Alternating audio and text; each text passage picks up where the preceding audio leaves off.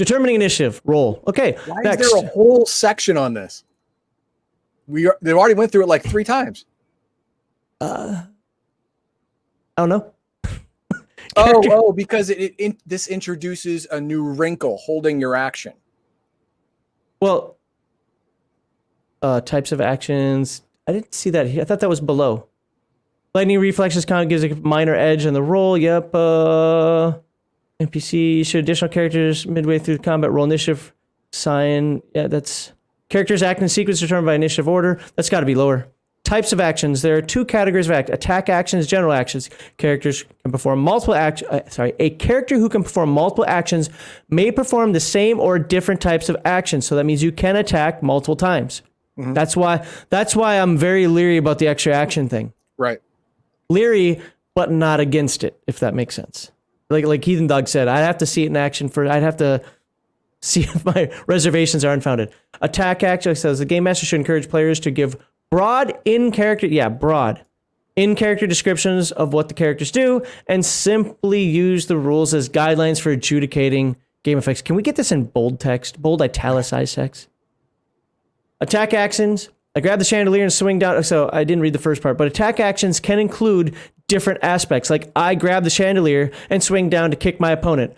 There's no reason to roll unless the chandelier is like going to have some other effect, like, well, that's going to take you out of combat, or that's going to actually add a methodology for your opponent not to be able to hit you. That'd or be a it obviously story. Won't hold your weight. Right.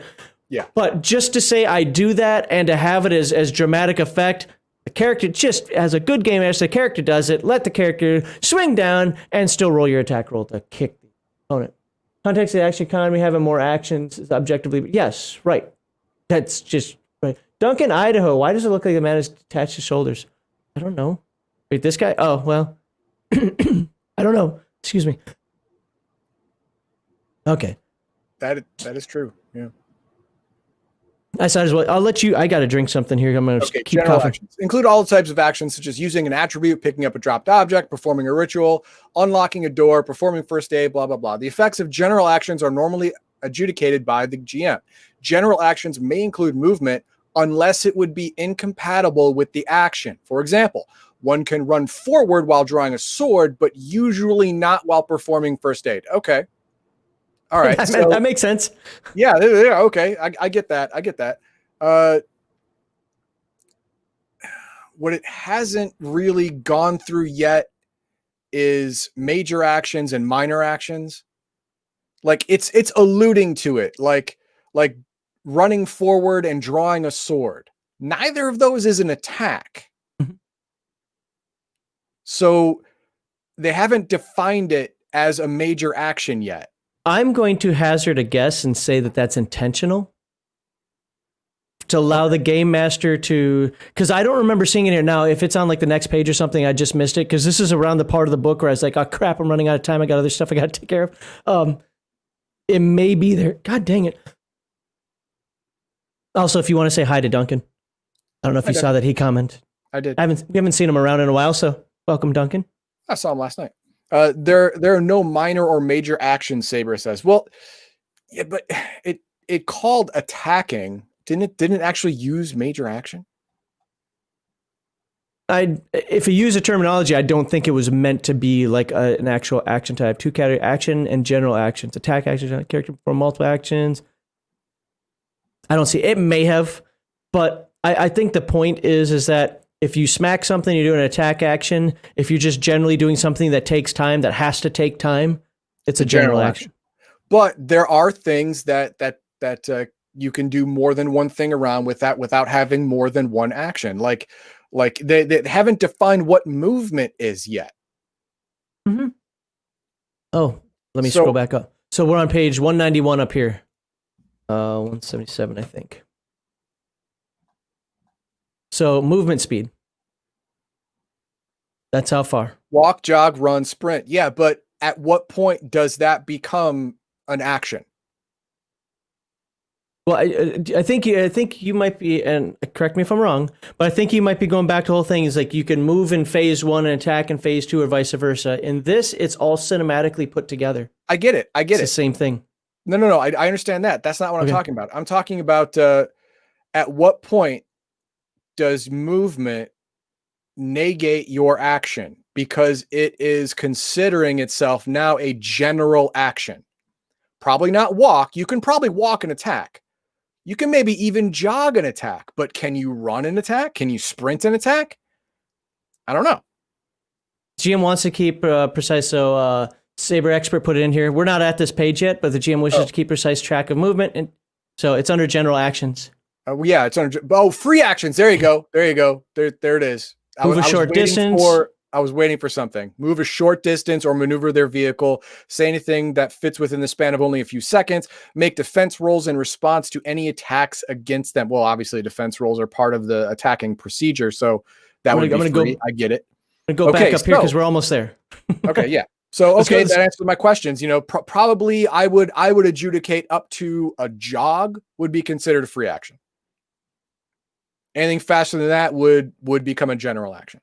That's what I would do. But I wanted to see that differentiation. I wanted to see the fact that there was a category of free actions that can be taken that do not take away your attack by making it a general action. See, I would let somebody run an attack. I don't care. I mean, it can happen. I took Kung Fu. I know people can run an attack. Now, maybe not a full-out sprint because you're just focusing on running forward unless it's like a charge or the person's within that range of you and doesn't get out of your way. But I don't know. I would counter that idea that anyone who is trained in Kung Fu would have at least one multiple action. Not necessarily. Fast. I'm not that fast. I would just get half an action. If you are competently trained, then I would say that you I think that's getting into the weeds too much. You can make more attacks per second than the average person. I would say that. I think that gets into the weeds too much. That's just, again, personal opinion on this. I see where you're going with this, but I've kind of never liked the whole separate the movement from the attack. To me, combat is a scrum. One of the things that I'm doing in my game is I'm treating combat as a scrum. And the only reason I even have phases, if you want to call them that, or the order of operations, as I call it, is simply so that you can follow a chart so you don't forget, oh shit, did I use these guys or did I not use these guys, and so forth. Other than that, everything's just kind of hand mishmashed in there because that's more of how it is. I don't care how far you move. Well, if he runs by me, I'm tripping him. Okay, now that's a held action or a reserved action, and that can happen. But if people want to run and attack at the same time, I don't care because to me, it's possible. It's absolutely possible. Okay. All right, so we have the attack rolls used. We talked about the attack roll earlier. Now, melee attacks. This is where, hold on. Actually, I want to start with this. Unopposed range attack rolls. An unopposed range attack against an inanimate object usually succeeds automatically, or a prone character. I'm just saying. Inanimate target includes buildings, areas of ground, unconscious or restrained foes. Not prone, unconscious, or restrained. Well, if you can roll out of the way, you still got to hit them. Fair enough. Maybe not the position prone, but what we term as prone in the military. Just down. Okay. An unopposed ranged attack roll can be made against characters capable of defending, but chooses not to as an average task. Oh. Okay. Okay, so if you don't want to move from your position, but you're technically prone, you can do that, but now the person hitting you has a target number. Okay. Well, I mean, that's average. So, I mean, I guess that makes sense. So the character is like, look, I'm defending, but I'm not actively defending or something. But it's like, I don't want to roll. Just go. Okay, 12. What I'm a little nervous about is, well, it would be a 10 if I try to attack. Well, I guess it wouldn't be. It'd be a roll. But my chances are my roll is going to be, let's say, a 10 versus a 12. So I want to make it harder for the person. I don't know. Maybe that'd come up so rarely it doesn't matter. That'd be the only thing that I'd be leery about. Like, so by saying, nah, I'm not going to do this, you made the roll harder for the attacker. No, I wouldn't allow that. But I might be digging in the weeds on that one. Demonic Neko says a player almost went down, just jumped into a 4 versus 1 fight and was surrounded and lost half his health. Yeah, I mean, and if you look at the amount of damage that can happen in this game, yeah. Attacking characters sprinting past you can also be an attack of opportunity. Nobody uses that nasty AO. Nope. We have not read anything about an attack of opportunity yet. That so far does not exist, and I hope it continues to not to never exist, right? Yeah. I mean, I understand the concept of it, but that should be a story-driven thing, not a 5-foot square BS thing. An unopposed melee attack roll. An unopposed melee attack against an adjacent inanimate target or against a character who is capable of defending but chooses not to usually succeeds automatically. Yeah. Okay. I mean, that's why it's unopposed, right? Yeah. It's like saying, hit me. Hold on, let me roll. What? No, you don't need to roll. You just did it. Good job. Some attacks are useful at distance, while others are limited to close range. Melee attacks are going to be your close range. A weapon without a range enhancement, remember, that's a defined enhancement, page 146, is a melee attack. You got to pay for it. It is only usable against adjacent opponents within touching distance, usually 1 to 2 meters. This is the range for swords, punches, bites, etc. And is the default range for all attacks if no range is listed. Let's say that again. It's the default range for all attacks if no range is listed. Yes. Weapons with reach are also considered melee attacks, but their effective distance is much further, 3 to 5 meters. And there's actually a little chart that talks about the little range. Yeah, like so spears versus swords. Yeah. The melee attack, enemy attack attribute adds to the attack combat value if the character is performing. So like my character that I made has ranged attack, so I get no melee attack. It's just straight attack combat value if the character is performing a melee attack with an appropriate weapon or against specific opponents. For example, melee attack sword adds to attack combat value when attacking at melee range with a sword. While enemy attack undead adds to attack combat value while fighting zombies. Do you note the difference there? This is saying that anytime I use a sword, I get it. This is saying anytime I attack undead, I get it. So you can pick a ranger style, preferred enemy.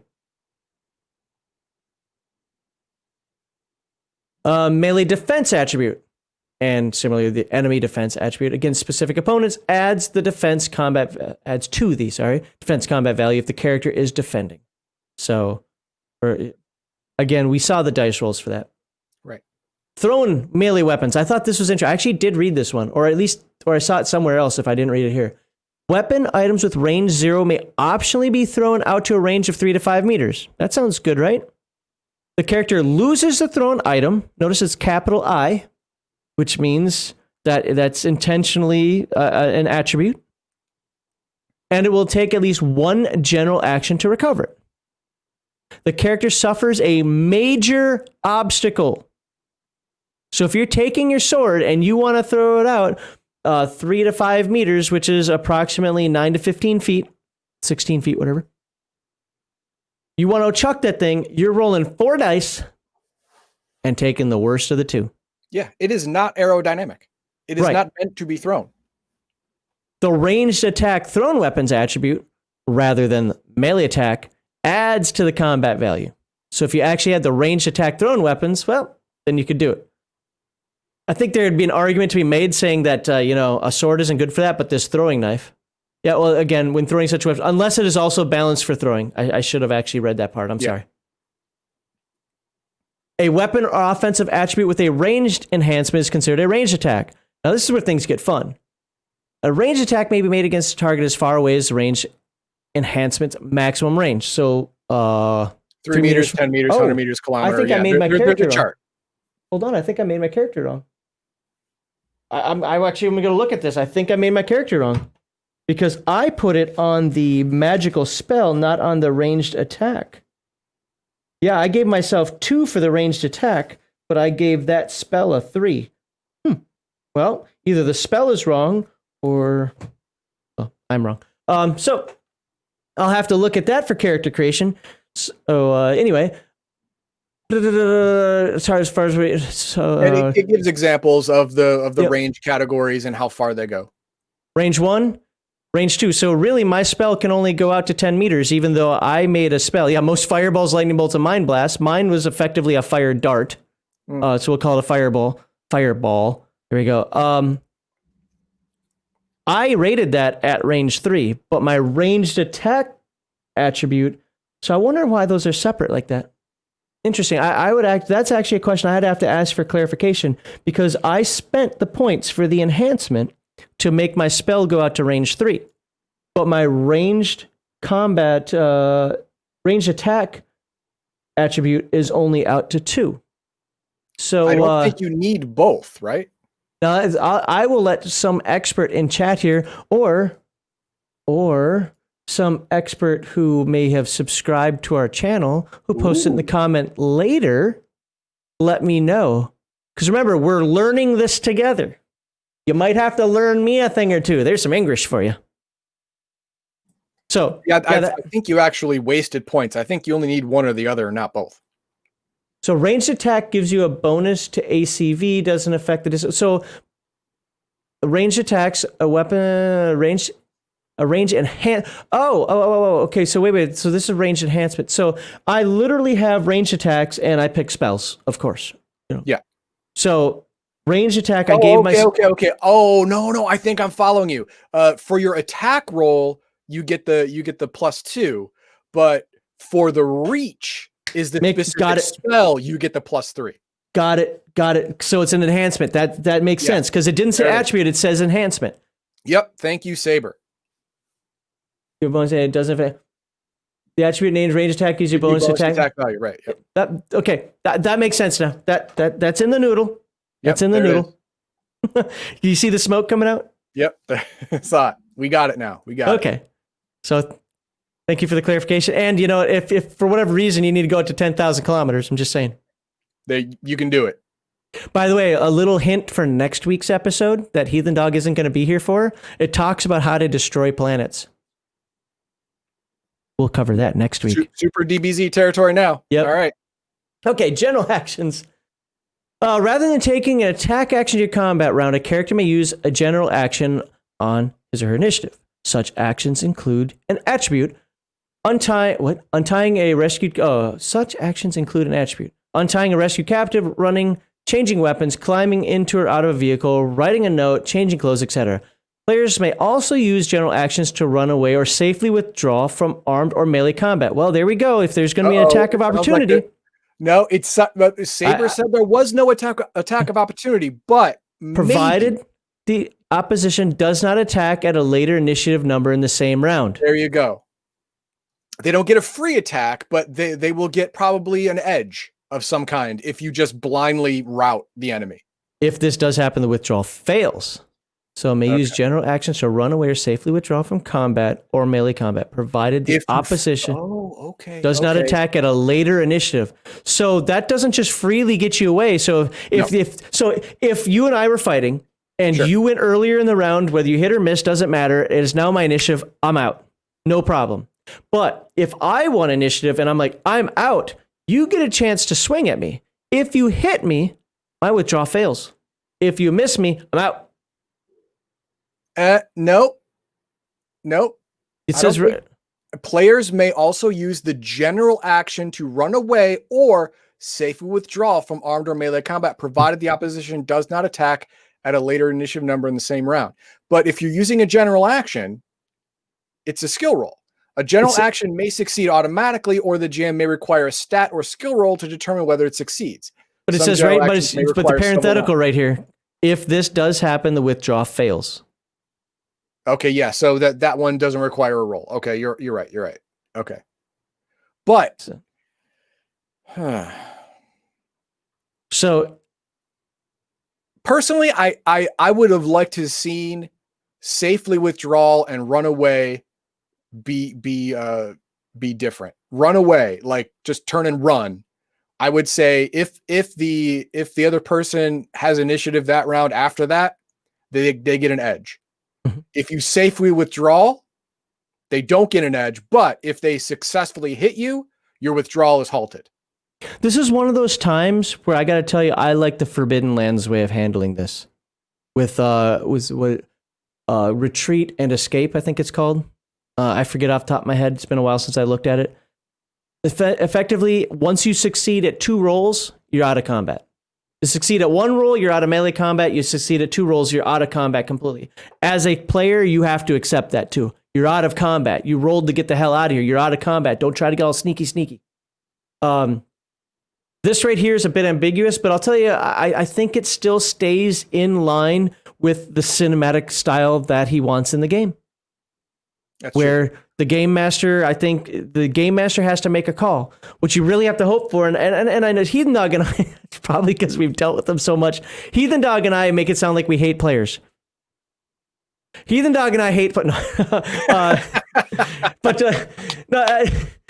but the thing is as a player myself, I always say GM's game, GM's rules. As long as the GM adjudicates fairly and or in an egalitarian manner, I get it. That's fine. So I don't mind leaving this up to the GM. Where I see the problem coming is when the player wants to complain, but well, so he went out, but he missed his sword swing, blah, blah, blah. But you still had to dodge out of its way and whatnot. Otherwise, I could have had him just roll a 12. Oh, yeah. And Saber actually touches on that. He said, but at the same time, you can move as part of your attack action.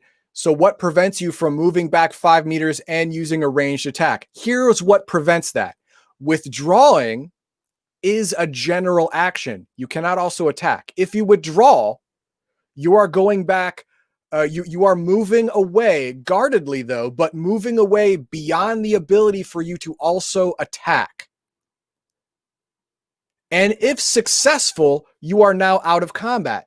Because if you could just move back 5 meters out of the unarmed combat range of your attacker and then attack, sure, you can do that. But your opponent can just move up 5 meters and attack you again, and your withdrawal was worthless. You didn't actually withdraw. Now, somebody's going to argue in there, but I can move a short distance for free. Not when you're in combat. I mean, if you for free, but you cannot in any way escape combat without using a general action withdrawal. Right. Because when you move back, the other person's moving forward. Exactly. As long as one of you doesn't sacrifice an action, you are not going to outdistance him unless you have some kind of teleport or whatever, attribute like that. Then yes, maybe you can outdistance him. Super speed, teleport, whatever. Then yeah, you can outdistance probably like that. But yeah, you have to sacrifice your action. Withdrawal becomes a general action, and then you have the possibility to get away. But if your opponent strikes you in the same round, you are using your general action to withdraw, that general action automatically fails, and you did not escape combat with your opponent. That's what it's trying to say. And what I want to be careful of on this video here is just making sure we don't go down too far down a rabbit hole.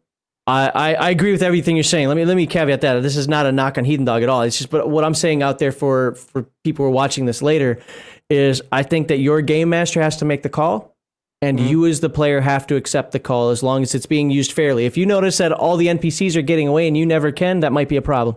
This is one of those areas where, sure, maybe more clarification could have been had, or maybe there's too much clarification and it should be more ambiguous. I don't know, but something about it isn't quite right. Whatever direction that happens to be. Also, in the initiative section, I did not see a paragraph specifically talking about holding your action. Because holding your action and withdrawing is very, very helpful. 193. If you win initiative and decide to let the other person go first, you will withdraw without consequence. See, since I'm at H, let's just see if it's under H first before I go to actions.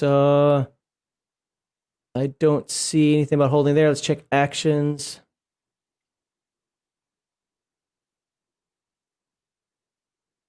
I mean, that might just be another thing that is actor. Actions, general types of free, extra describing. Types of actions? I don't know, that maybe not that. Describing actions? We already passed that. Yeah. Like I said, I didn't see anything specifically talking about holding your action. So if you can, let someone else go first. And most games allow you to do that, right? Most games allow you, if you win initiative, I want to wait and see what he does. Right. Most games allow you to do that. So if you hold your action, let your opponent go first, and then say, I want to use my action to withdraw. You get away. Unless the other person has multiple actions, you just get away. That gets into the realm of I want the game at this point. Now, Saber said that might be in the extras book, and maybe it is. At this point, that is simply I want the game master to make the call on that one. Yeah. I don't want to parse it too much. because I think we can what if this to death. Because so far I agree with everything you're saying. Not necessarily saying I would adjudicate it exactly the same way, but every argument you're making, every argument you're making is, how do we do that? Do we want to mess with initiative like this? That's for you and your group. Yeah. All right. The GM decides whether he wishes to keep detailed track of movement, ranges, and distances. I don't. I don't either. No. So I like things to be more cinematic. I can't stand map boards unless I'm playing BattleTech. Alternatively, GMs can measure ranges in more abstract fashion. You're behind them, and you're in melee range.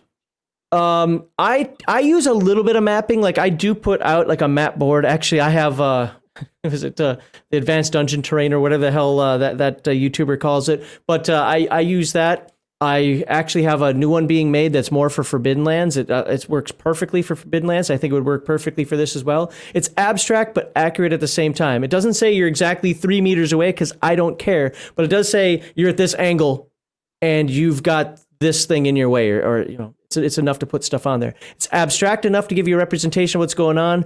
I'm sorry, it's specific enough to give you a representation of what's going on, but abstract enough where I don't have to deal with it. But actually, if I move this way, this is really just 2 meters. No, it's not. It's about, I don't know. It takes you around to get there. I don't care. Well, actually, what we used to do in Earth Dawn back at Andrews is if we needed to draw out something, we would get a piece of paper and you would draw out the general terrain, like clump of trees, mound, building. And then we would put little X's or our initials where we were, erase and move as necessary, and you would adjudicate if we can get there without using action, or we can use the free movement to cross that distance or whatever, and then we would just go with it. That's basically as difficult as it became. For dungeon crawls, Marhawkman, I like that when players do that, and I get that. I'm talking like for like wilderness stuff and so forth. I absolutely abhor. No, the reason I don't abhor maps. I love maps actually. I abhor gridded maps. That's what is it exactly between this boulder and that boulder? I always tell people this: you've got a range of a spell in D&D that's say 200 feet, right? I want to throw it at exactly 190 feet. Okay, take this baseball and throw it 190 feet. Exactly 190 feet. Can you do that? No.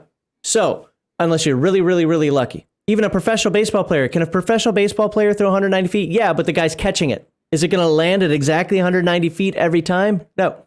Probably 1 out of 50. The point being is, no, you can't do that. You can get it close, roll, and I'm going to see how far it is different.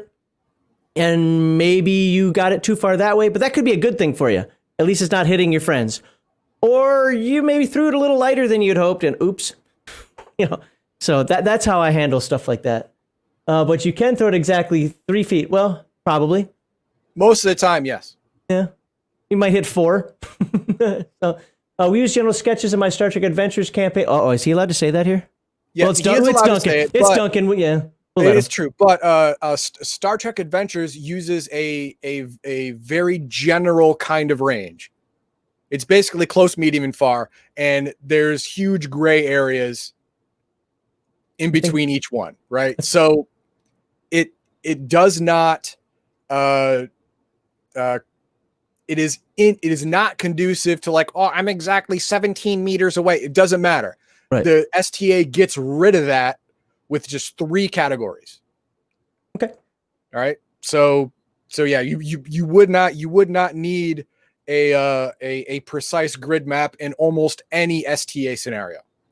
You would need a general idea.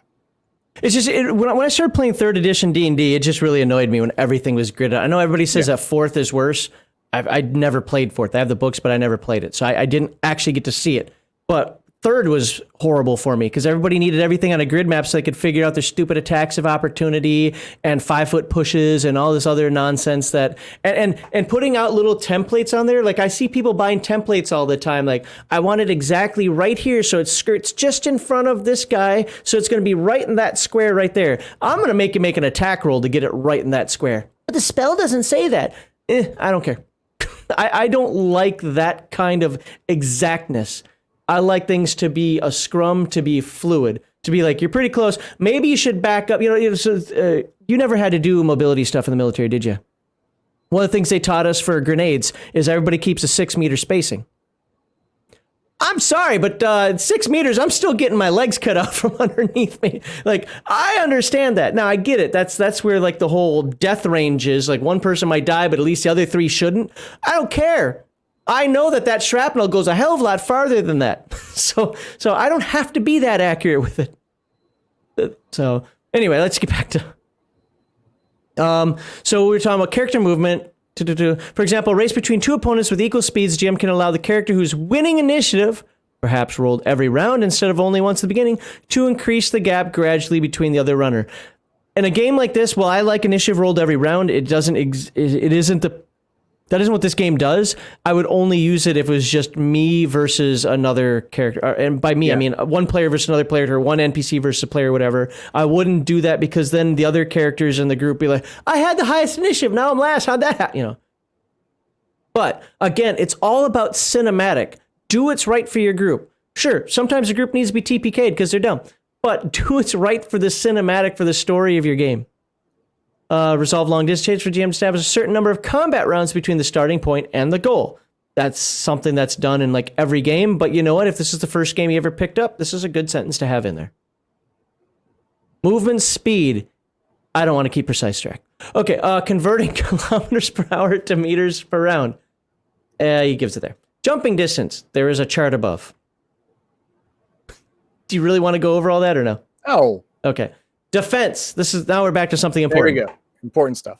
It's not an action, but it is a reaction. Mm-hmm. So, just the reason I'm saying that is it's kind of like your auto dodge for another game. Parry. Or an auto parry. Yeah. It's an attempt to avoid being hit by an attack that includes dodging, parrying, diving for cover, and similar defensive maneuvers. The 5 Ds of dodgeball. 5 Ds of dodgeball. There you go. If you can dodge a wrench, you can dodge a ball. If a character is a target of an attack, immediately... Oh, I just said they. Attempt to defend against it. Defenses are not dependent on initiative order, but resolved as the attack roll is made. A defense roll represents dodge. Okay, we already did that. Defending character rolls 2 dice and adds the defense combat value to the result. The enemy defense, melee defense, and ranged defense attributes may increase the defense combat value when appropriate. Defender's total roll is equal to the sum of the dice rolls, defense combat value, and any modifiers. We showed that chart above. I'm saying it slower, though, so you can see where we're getting all this. If the defense roll exceeds the opposing attack roll, the attack was successfully dodged, blocked, or parried. Each character can attempt only one defense against a particular attack, though a character may defend against more than one attack in each round. This pretty much stops a character from getting pwned in 5 seconds. Yeah. Well, 3 to 4 seconds. or 1 to 10, whatever. Yeah. Now, here's the cool thing. Attackers have a severe advantage than defenders, unless the defenders have an attribute that increases defense, because it's more than likely your attacker is going to have an attribute that's going to add to their roll. They have a gun, they have a sword, they have something that is a ranged or melee attack attribute that is going to add to their attack roll. But if you don't have some kind of attribute of your own or item to add to your defense, you're at a severe disadvantage. You're going to average a lot less on your roll than your attacker is going to, and you're probably going to get hit. That's why defending with a shield here comes into really important. Usually reserved for level 1 attributes. Some larger shields have the potent enhancement, which gives the character a minor edge. I understand. You have a giant kite shield. You plop that down on the ground, and behind that, you're basically invisible. I mean, they have to attack around corners now to actually hit you. So yeah, you get an edge. Small shields without the potent enhancement may provide situational benefits during combat as determined by the GM and player.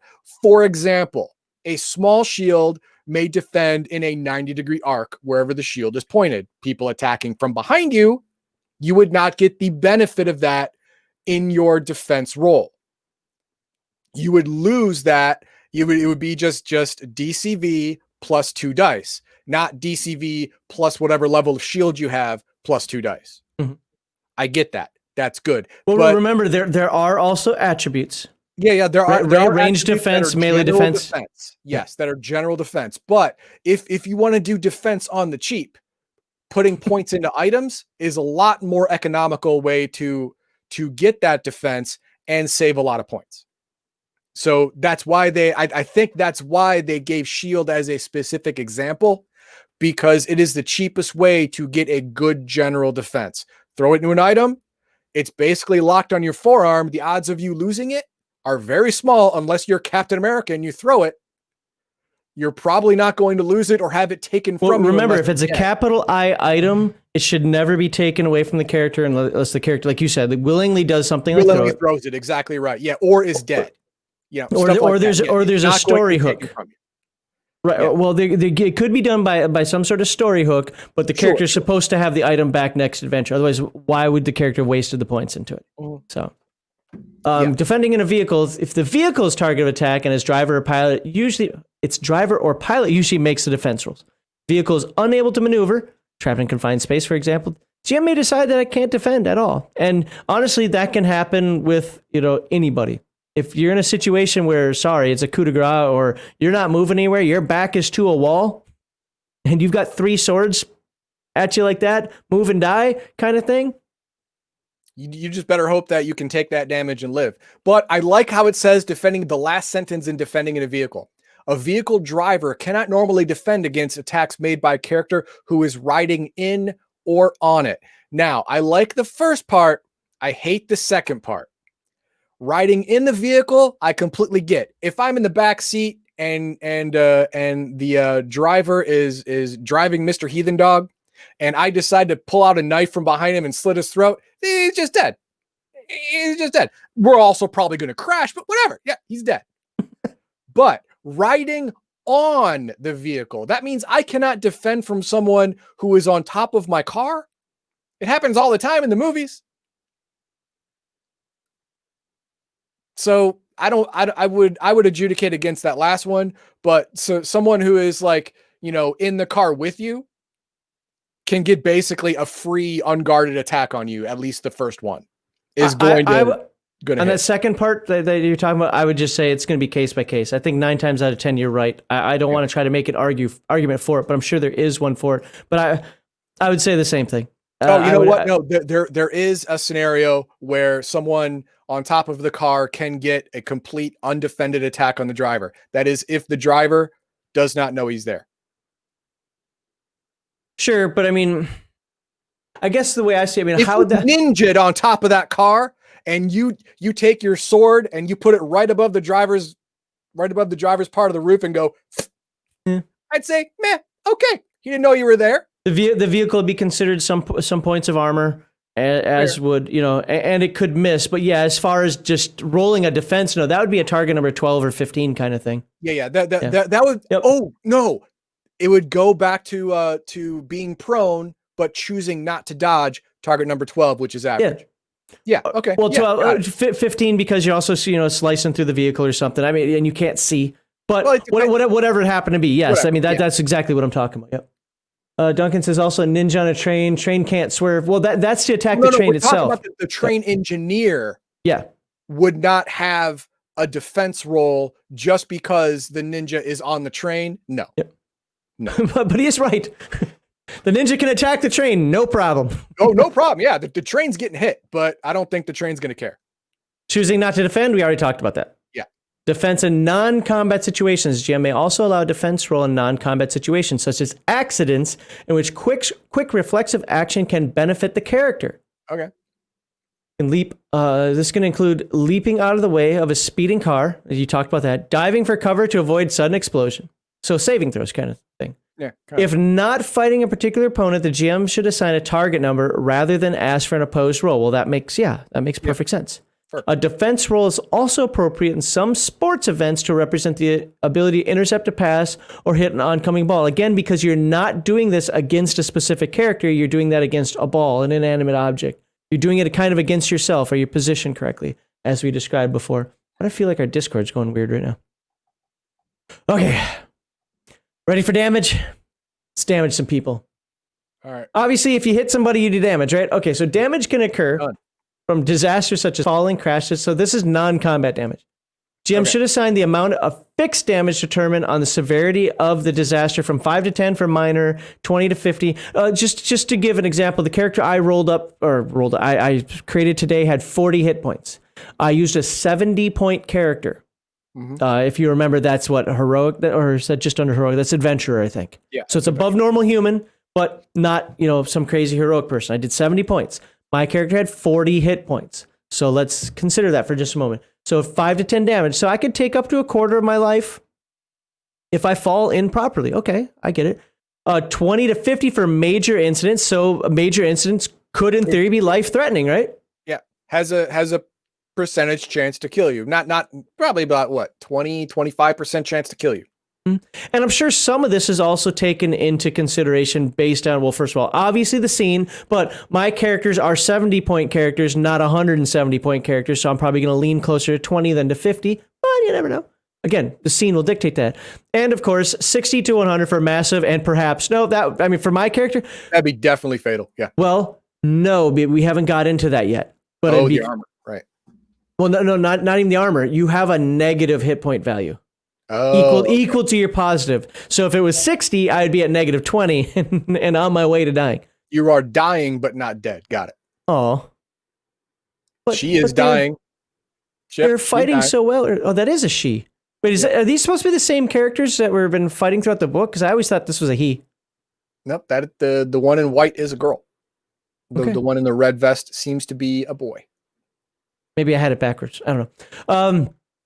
Okay, so weapon damage. The weapon attribute is used to find most attacks that are innate to the character, such as spells. That's what I did with mine. Key powers or fiery breath. Now remember, let's slow down a second. Weapon attribute. It means you literally select weapon and then say spell.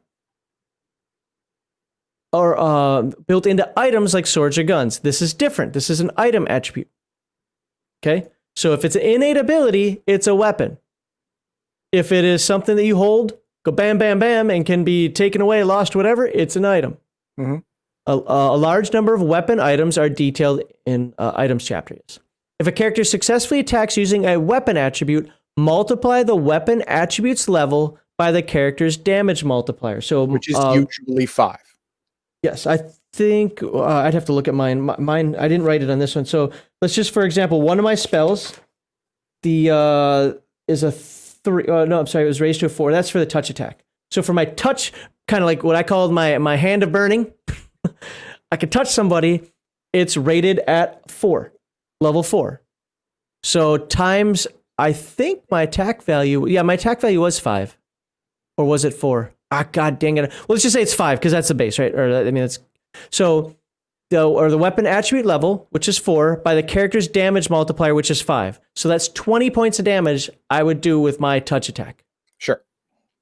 Add it to the attack combat value, which is 4. So now we're at 24 to determine the damage inflicted. So my burn attack, if I can touch you, does 24 points of damage. This attack combat value includes bonuses from attack mastery, enemy attack, melee attack, and ranged attack. So wait a second, I have ranged attack at 2. So that is now 26. 26 points of damage I do. I have range attack. I have range attack of 2. I know you do, but that should only count toward range attacks, not melee attacks. If you had a melee attack attribute. Oh, you know 2. What? Hold on. It is a touch spell. Yeah. Yeah, you're right. That's a touch spell. You would have to have melee attack attribute. So I have, right. So, okay, so if I did my Hadoken attack, that's power level 3. Cost 5, but it unfortunately due to enhancements went down to a 3. So that's 3. If character successfully tests, so 3 times 5 is 15. Plus the 4 is 19. Plus the 2 more, so then I would get 21. Yep. For a 100, and I would get to roll 4 dice with that bad boy because I took the accuracy or whatever it was called. The major edge for accuracy. Yes. Oh wow. And it goes 100 meters. I can Hadoken the crap out of some people for 21 points of damage. Gonna hit. Yes. Well, maybe, but it also, just so you, if I want to know what my limiters were, I took hands. So that's where I came up with the Hadoken thing, because I was like, well, it's supposed to be a fire dart, but it requires 2 hands free, in order to use it. If you grab one of them or if you tie them up or whatever, I can't use the ability. I actually have to have 2 hands free in order for it to work. I need limiters. Anyway, but we'll move on here. Example, undercover cop. Ryoko Yamagi. Oh, there we go. I want another accent. Ryoko Yamagi, my wife's going to come in here and yell at me for how I pronounce that, successfully strikes Toshi, a drug-dealing Yakuza punk, with her depleted uranium-weighted combat yo-yo. That happened to us, yes. This is why I don't like anime. I know, and this is part of the whole magical schoolgirl thing. I get it. I'm too serious for anime. Her yo-yo is a level 2 weapon item with no enhancements or limiters. So obviously for this example, they're just doing it to keep it basic. Right. She has a damage multiplier of 6 and attack combat value of 5. Holy crap. That's a badass yo-yo. I know, right? Ryoko's yo-yo attack inflicts 17 damage on Toshi. Level 2 weapon times 6 damage plus 5 equals 17. There you go. So that's ouch. That's a yo-yo. Yep. That's some serious yo-yo action. Oh, God. Size damage. If a character is if you remember from episode 1 or 2, I forget when we talked about size modifiers. I'm not going to get into that. You'll have that incorporated on your character sheet. Yep. Weapon damage default. When a weapon delivers damage without much character intervention, such as caltrops on the floor or guided missile impact, assume the damage multiplier is 5 and do not add any attack combat value. So weapon level times 5. Yep. Okay. Unarmed damage. Now this is where it gets a little different. Well, it says right there, equals attack combat value. So if I were to punch somebody with my character, my attack combat value is 4. I would do 4 points of damage. That's it. Now, if I did that touch attack spell at the same time, well, that's, what did we say it was? 24? Yeah. So anyway, there's something I want to read. There's a free weapon attribute that all characters automatically have. Such attacks are considered a level 0 weapon with the stun enhancement and non-penetrating limiter. That's basically a punch. Yeah, you're not going to bust through shields or anything like that. No, punch or a kick, whatever. Yeah. Consequently, the damage inflicted upon a successful unarmed attack is simply equal to the character's attack combat value. Now, my character is a cat girl, so I came with claws. So it was part of the Neko Jin thing. I didn't add it in. Whatever. An exception, super strength attribute, since such powerful characters also gain plus 5 damage to the unarmed attacks for each level of super strength. So if you took 2 levels of super strength, that would be plus so 10. for my character, for example, that'd be 14 points of damage. Mm-hmm. But I didn't take that. Armor ratings and damage. To do the force attribute, so where is it? If this reduces damage to 0 or lower, the attack bounced off or was absorbed. So if you do less, so if the armor rating's 10 and I do 4 points of damage with a punch, guess how much damage that person takes? A whole whopping 0 every time.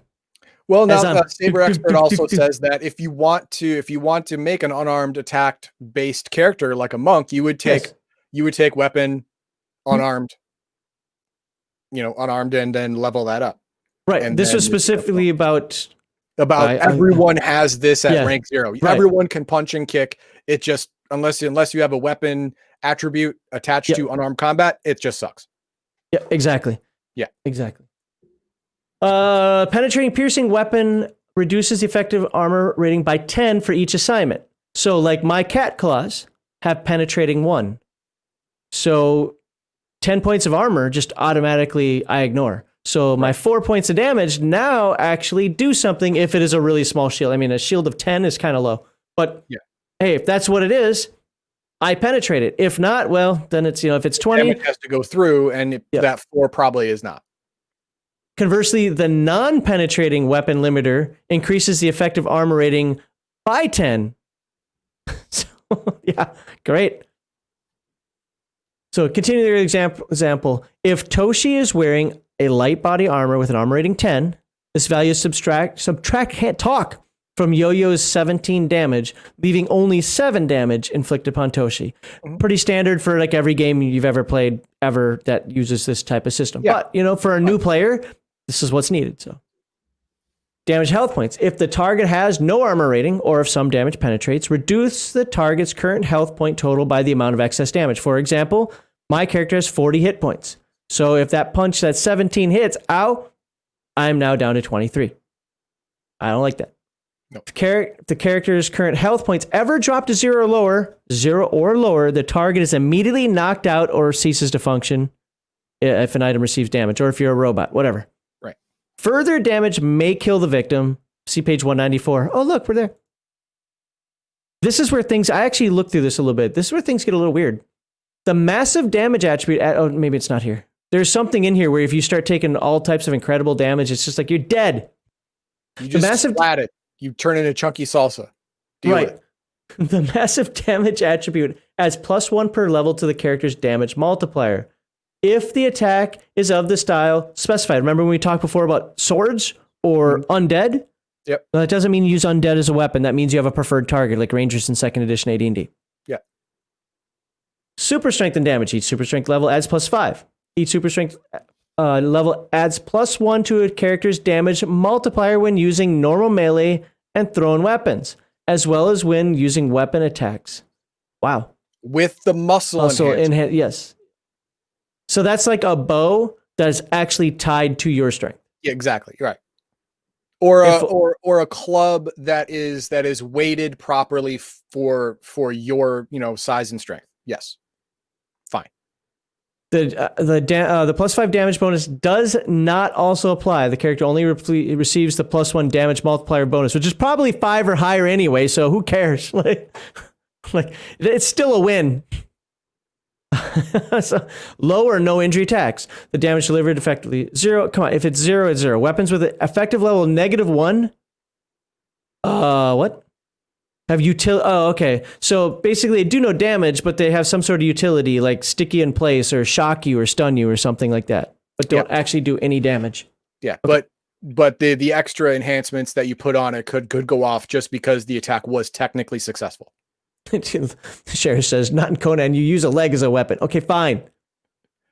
Actually, he's not far off. I remember in my old World of Darkness vampire campaign, someone actually specialized in melee combat or weapon combat, dead body blunt, where they would kill someone and then use their body as a weapon and get an extra die to hit with dead bodies. It happens. All right, effects of damage to a character. So, should a player character or NPC ever drop 2-0 below, suffer a severe wound, and are rendered unconscious from the trauma? Oh, I didn't see the severe wound thing when I read this earlier. If a character is reduced to a negative value of the health points, for example, -40, well, that would be me. Here she has also suffered a mortal wound and will soon die, or possibly fall into a coma, depending on the tone of the game. Unless medical attention arrives promptly, the GM may allow a dying character to linger long enough to say a few last words or perform some other final heroic action. I will go down in a blaze of glory. What was that, Earthdawn? Was it the Lightbringers or whatever? Was it the Lightbringers that could go down in a blaze of glory? The undying curse or whatever it was? Something like, well, Earthdawn gives everyone the... Oh, that was blood magic. Yeah, everyone has a chance to go out in a blaze of glory. Yes.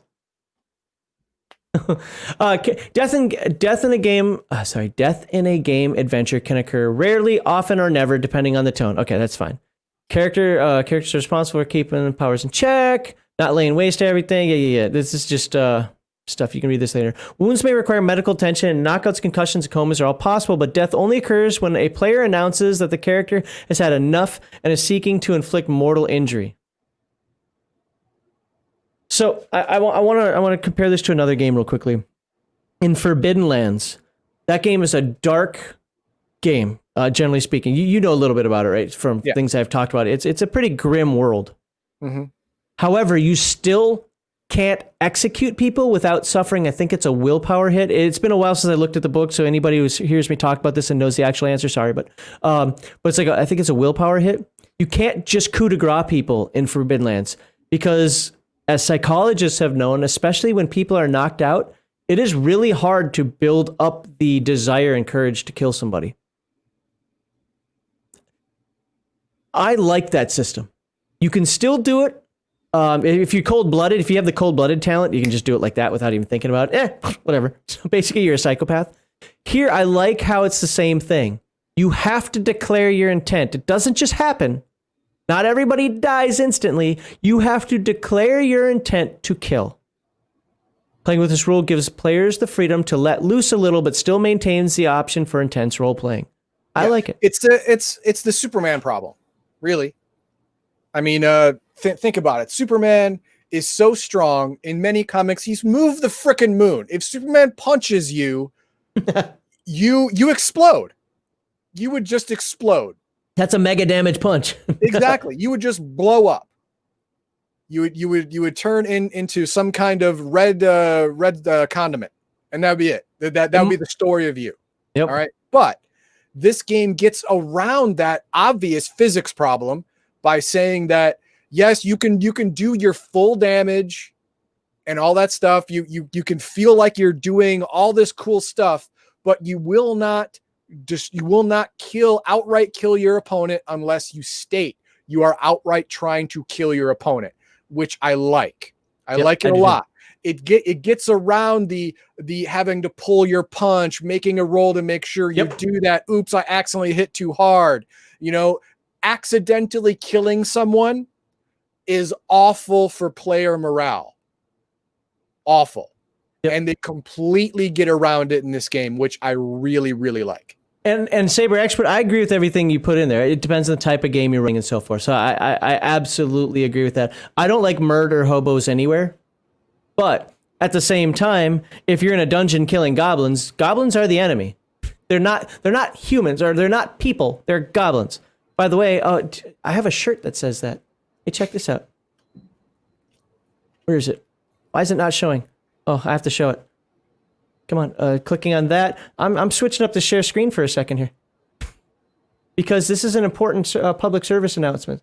Let's just do it this way. The only good goblin is a dead goblin.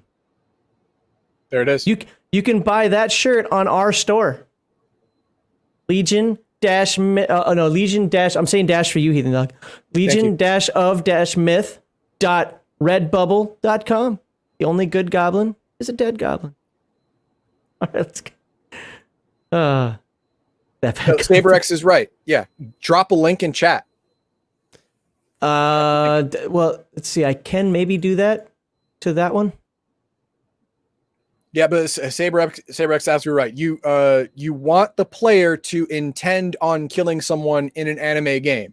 Nobody gets killed by accident in an anime. Yes. Nobody. It's always either a dramatic death of an NPC that enrages the protagonist into action, or it is the villain or hero deciding to kill somebody. Jabronis that don't matter, they die all the time. They're not your problem. All right. And NPCs who live in the city that was blown up by the evil character, well, the evil character actually decided to kill them, so that actually counts as well. By the way, that doesn't look like the link I said, because that's how it translates itself when you get to the site, but that'll get you to all of our items. Okay, let's move on to recovery. And oh, by the way, since may as well just put it up there. Hey, subscribe. Okay, now we're at recovery. A character who lost health points or stat points due to damage may heal naturally or be repaired for mechanical characters. Sure. What's funny is part of me is like, why did you have to say that? But somebody would do it. But well, I guess I can't be healed. So no, it needs to be there. Health points regenerate at a rate equal to the character's body stat for each day of rest. For example, character body stat of 5 rejuvenates 5 health points daily. The healing rate doubles if the character is in the care of someone with the appropriate skill group. Oh, that's what I missed before. Remember when I said before it can double up? Yep, there it is. Yeah, if you are under like a nurse or a doctor under the health care of someone, then yeah, double. Got it. Yeah. I haven't talked to Garthon in ages. I don't even know if he still exists. I think he's just a figment of people's imagination. Health points lost as a result of a weapon attribute with a stun enhancement are recovered at a rate equal to the character's body stat every hour. And that kind of makes sense. You get into a boxing match and, you usually can be knocked out and a couple hours later be walking around. You probably won't feel great, but got that fat eye, but, Yeah. Recovering drain stats. Stat points lost as a result of a weapon attribute. The drain enhancement return the rate of 1 point every hour. That's actually kind of nice. But you want to get the characters back in the game too. So I get it. That's generous to me, but I get it. Yeah. Yeah, same here. I mean, when the fight is over and it doesn't matter anymore. Yeah. Items such as weapons, vehicles, this repairing equipment, and other gadgets can become damaged in the course of adventures. Characters can repair damage to equipment by making appropriate skill roll, usually applying either the occupational, technical, or scientific groups as best suited to the work. If the object has health points, each successful skill roll repairs 10 health points. Each skill roll should take approximately 1 day of work. So even if you're a robot or you've got something that's got like 50 hit points, it's going to take a few days to fix it up. So any mechanical, yeah. Obviously. But I would say if you are under the care of a proper mechanical technician, you can double that. Hey, you know what? Organic people under the care of a nurse get to double theirs. Guess what? Fair enough. Robots get to double theirs too. Shut up. Okay, sure. Energy points. I mean, I can't argue it. So, okay. Energy points represent a character's reserve of personal stamina, luck, and spiritual power. They're used to power attributes that have the deplete limiter, which, by the way, all of my spells that I took have the deplete limiter. Okay. So basically, it's like ISP or PAP, whatever, PSP from Palladium. Whatever, PPE, yeah. Man. And I had 40. And each one of these things, well, 2 of them cost me 10 to use. The other one cost me 20 per minute, but it only lasts a minute. So it's not like I'm going to be using these things all the time. No. And maybe drained as a result of attacks by weapons with the enervation enhancement. That, for a character like mine, where one spell is a quarter of my total ability to do this, that enervation is a nasty, nasty beast. The GM may rule, by the way, you recover. Okay, look, you recover every hour. Okay, let's just, because I would kind of want to move on here a little bit here. You can read the book word for word, but it talks about here fatigue, we're running and so forth, but you recover the stamina every hour instead of every day. Yeah, but the only important part of the whole fatigue thing is if you get to zero energy point total, you collapse due to exhaustion until you get something back. Okay, so any attribute that drains energy points is useful whether that person uses energy points for their powers or not. Because if you can drain them to 0, they fall over. And right here, it's a mind plus soul. So a 7 mind, 3 soul regains 5 energy points because it's 10 divided by 2 because you're dividing by the 2 stats. So. Dramatic feats. A character's energy points. Now, do you remember when I talked to you guys many moons ago when we first played Earth Dawn, first time ever? You guys were fighting Jehuthra, and it was never written in the book, but I read it on Strands, which used to be a website for Earth Dawn. I know. That talked about you could spend legend points to help rolls, and you could spend legend points like if you're in that needed situation. You could spend legend points to help you out. And you guys actually had to do that to get out of that Jehuthra's web. I don't know if you were playing then. I know Bob was for sure there because he's the one that did it. But still, that's what this is kind of like. A character's energy points can also represent a character's reserve of luck or karma that can be used in moments of high drama or extreme emotion to transcend a character's normal limits. Only player characters and significant NPCs may use energy points this way. So the mooks don't get to do that. No. A moment of high drama is one in which something the character holds dear is at risk. This could be the character's own life, of course, which should usually be something that transcends that, such as the safety of a loved one or close friend, or the success of an important cause. I could even see it with those team building characters. I forget what it's called, Senpai or whatever. I could see it being them as well. When somebody in the team is being hurt because of their bonuses and so forth that they get for being part of the team. In such circumstances, energy points can be spent to temporarily, my God, I can't talk, provide a bonus to any dice roll the character makes. The character may spend these energy points after, this is an important thing, and Earth Dawn is like, yeah, I still have to do it beforehand. After rolling the dice. Each +1 bonus to a die roll burns 10 energy points. I'm okay with it being after the fact. It's like, oh, I missed it by 2. Well, do you have 20 EPs? Yeah. Well, there you go. You can do it. Spend that. Put that extra effort in the Year Zero engine. It's called pushing the roll. It's like you really need to do this. You might suffer something from it. In this case, you suffer the energy points, but you're pushing that roll. You're going for it, and you're going to make this happen. It is a dramatic scene, and you're going to be the hero of the day. A character may add maximum die roll bonus equal to the soul stat. So if your soul stat's only 3, well, you can't add 4. Sorry. Energy points spent activating a dramatic feat return at the character's normal recovery rate. This is a more, I guess you'd say, classical type of picture. Whew. Okay, that was combat. That was combat. I was planning on doing chapter 10 items. I don't think we have. I don't think today. we have time. You know what? I think you're right. I think we're going to leave this one just at combat. I was going to go through items and companions, I think it was, but I guess we'll do those next week when Heathen Dog's not here. I'll have to try to swindle somebody to come on the show with me. Yeah, you have companions for chapter 11. And I think after that it becomes how to play the game, right? Still in companions. Lots of companions. Lots of companions. Well, there's lots of different genres. Well, right. No, I'm not complaining. Just playing Bessem. So that was the one I was, okay, so we've got probably 2 more episodes then, because chapter 12 through the end is going to be really quick, because we're definitely not going to go through word for word of what it means to be a game master, blah, blah, blah. But next week, we're going to do items and companions. Oh. Whew. All right. Now, I was looking for a picture when we were going over dramatic feats. I was looking for a picture to share. There are only 2 scenes in Highlander 2 that aren't complete and utter garbage. Highlander 2, the movie, Highlander 2. There are only 2 scenes that are not complete and utter garbage. One of them is when Ramirez gives up his life to save McLeod. And what he does is he does this cool little speech on how everyone is born with a full measure of life, and most people just go through their lives and watch it drip away one day at a time. But if you can summon up all of the measure of your life all at once, you can perform a miracle. And this dramatic feat thing reminded me of that. Summon up all of your summon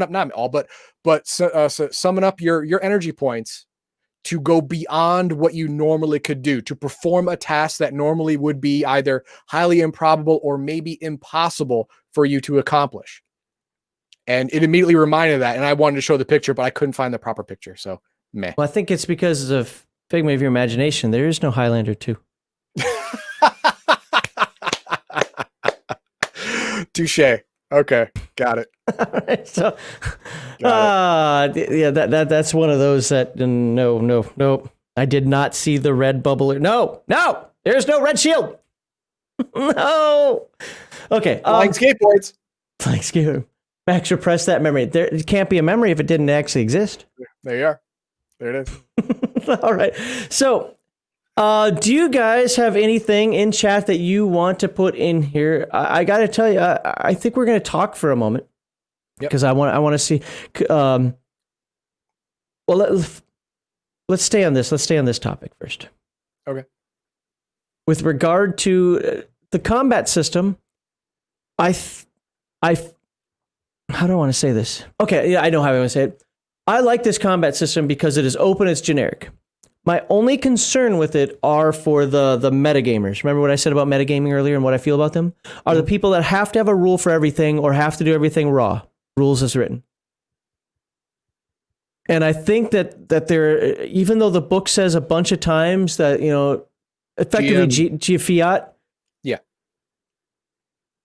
As you saw with our discussions, there's room for debate that honestly doesn't belong at the table. But I will tell you that I prefer this than, sorry, Heathen Dog, Champions.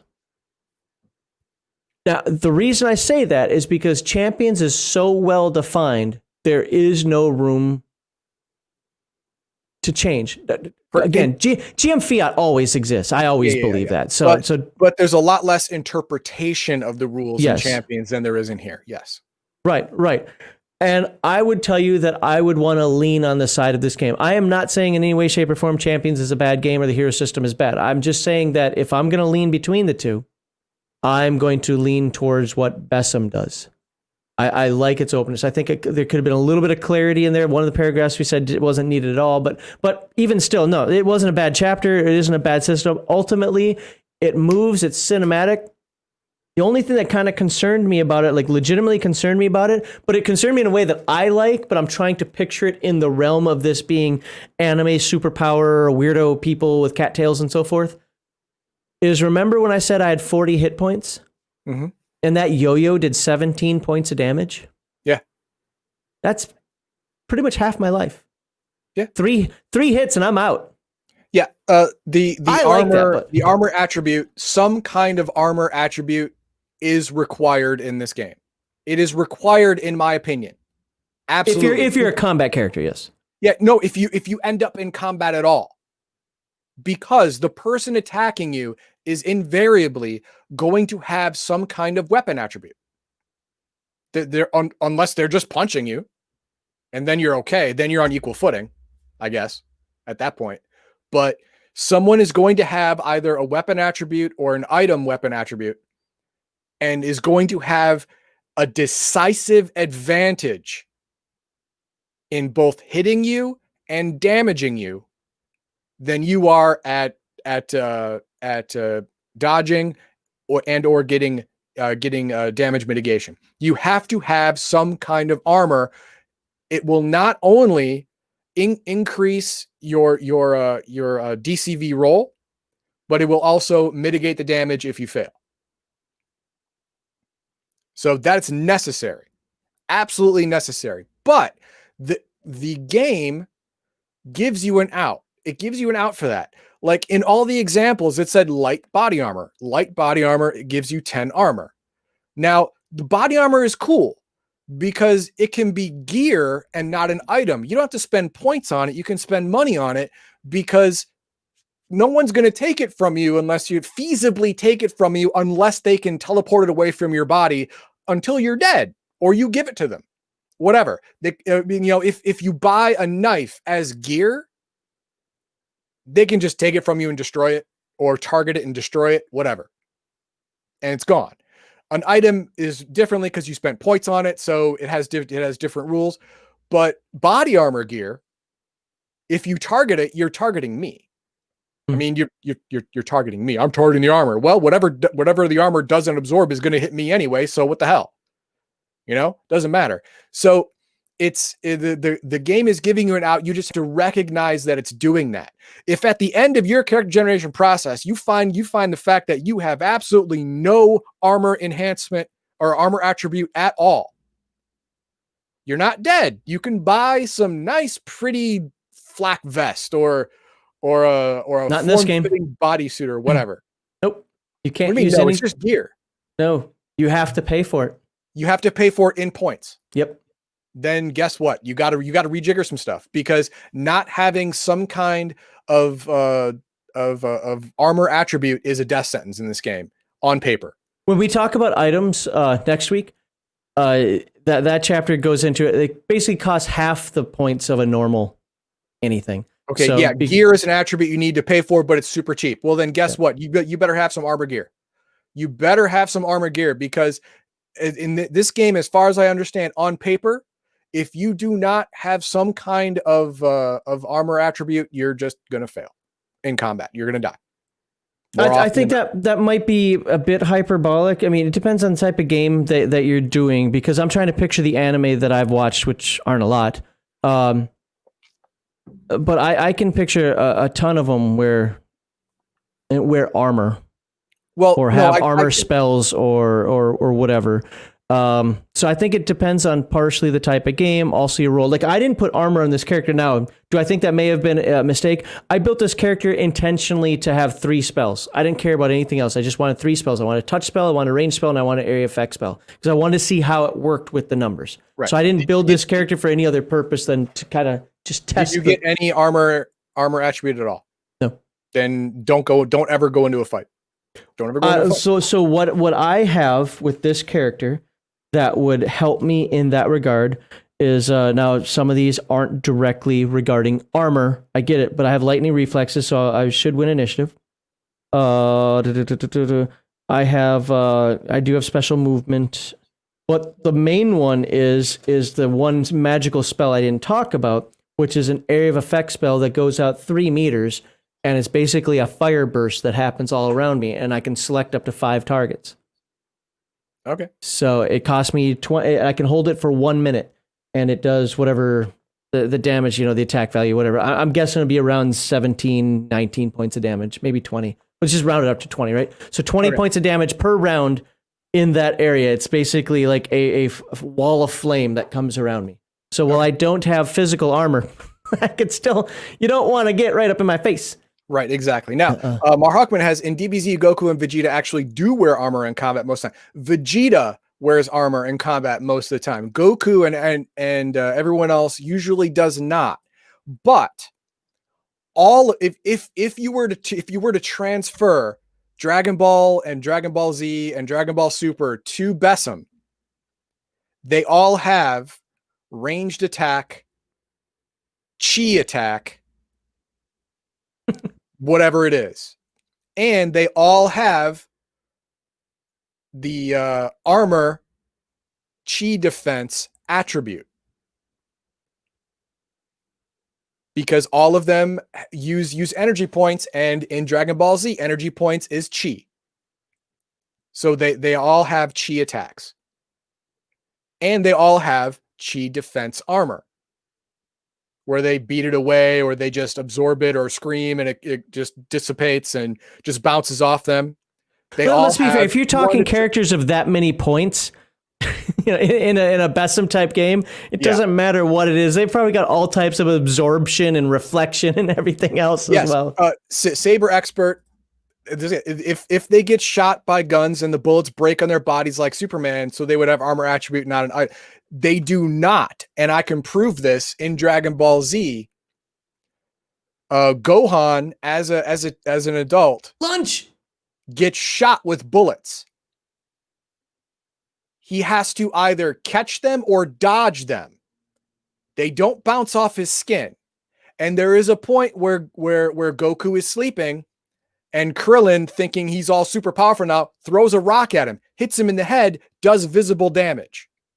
They do not have, hardened skin or physical armor like Marvel, Colossus or Juggernaut or Superman or anything like that. They have their dodge, they have their parry, and they have their armor chi blocking or chi attack blocking.